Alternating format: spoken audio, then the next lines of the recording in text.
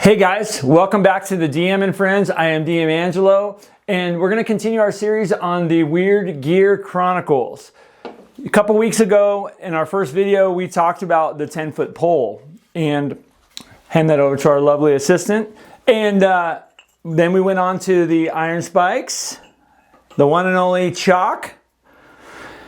And so in this episode, we're going to talk about the mirror. And our lovely assistant provided me with a nice cosmetic mirror. Isn't this cute? So anyways, yeah, we're gonna dive down why in the OSR we had mirrors on our character sheets and why we bring them into every single dungeon crawl. It was a vital piece for dungeoneering and going into dungeons of any sort. So, because you know, back in the 80s, I always had this on my character sheet, and my players had this all the time because it was such a useful tool. If you were to stick your head around corners and instead of getting your head chopped off and see what's over there, you know, the mirror became the original periscope. It's part of that old school strategy where you interact with the environment directly than just rolling you know, some kind of check, right? Instead of asking the DM, you know, do I see anything, right? And rolling a perception roll, you know, you say, you know, I hold the mirror around the corner. And it puts the agency and the survival, you know, right back into the player's hands.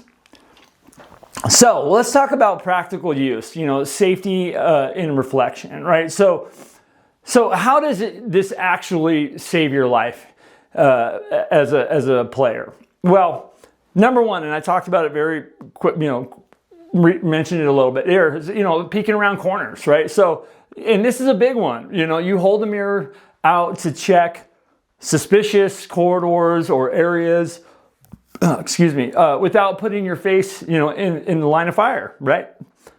No brainer, right? How about warding off gaze attacks? So this is a huge one. You know, you have Medusa, you have Basilisk, you have other things that have gaze attacks, right? So in classic D&D, if you're fighting a Medusa, right? If you're fighting a Basilisk, you don't look at them directly. You use a mirror to track their movement.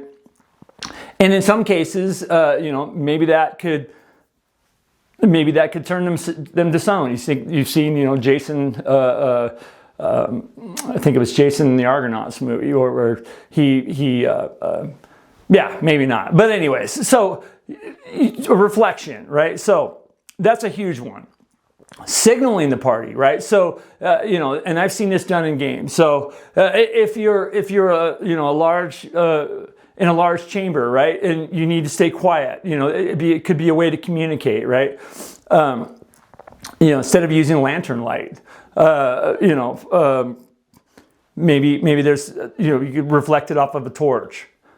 So this is another one, and I think this is a huge one too. Maybe not all doors are flush. You could kind of look under there with a mirror. So, you know, a mirror on a thin wire maybe, or just held at the right angle can give you a glimpse in what's waiting on the other side, right? So I remember a game where a mirror came into play exactly like this, you know, where the players were, you know, heard noise on the other side of the door, and they used the mirror to see what was there. I totally allowed it, and I think that's a great use of, you know, that when we talk about character versus player skill, that was a definite player skill. You know, we you know, so. There's so many different uses for a mirror, and I want to kind of give a shout out to on one of the last videos, one of our subscribers, members of the channel, put on a very interesting list, and there's a huge list that I didn't even think of, and so I want to actually read this on to you guys. So this is from God in Black 3180. And he said, so he listed a whole bunch of uses for the mirror. Number one was check your teeth for pieces of spinach, or how good the disguise kit worked. That's a really big one. Signaling, which I talked about. 3, distracting or blinding creatures with reflected sunlight. Redirecting light into dark corners. So redirecting light, that's actually really cool.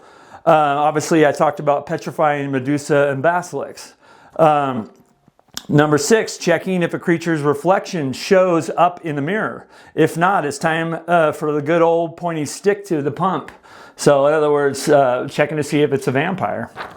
Looking around corners or over walls, that's a big one. Checking if the body is still alive. Mirror fogs up if you hold it under their nose.